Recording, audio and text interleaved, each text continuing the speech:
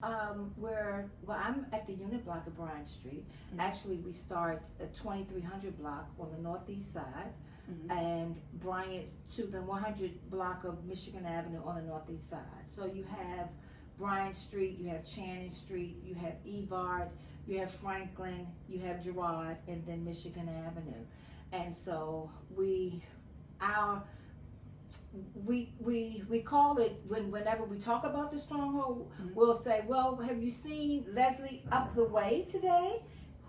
And up the way would mean on Girard Street. That's Mhm. just how we wouldn't say on Evard Street or Franklin Street. It would be, let's walk up the alley and go see if we can find Leslie or Tiny, just name some names of friends.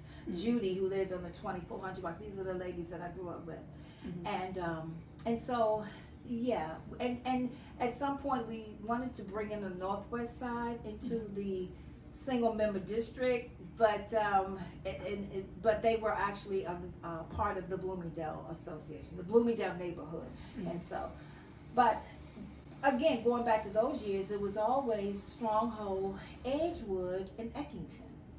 And if anyone was going down to Edgewood, to the playground, which is now a beautiful recreational center now, we would say, well, we're going down the way.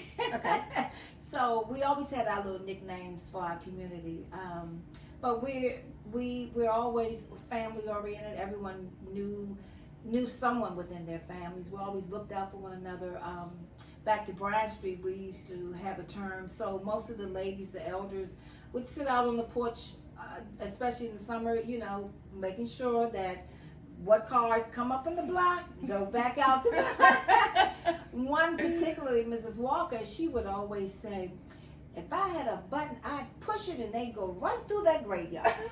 Referring to the cemetery. Right. Referring to Prospect Cemetery. Okay. We're in between, Glenwood. We're in between Glenwood Cemetery and Prospect. Okay.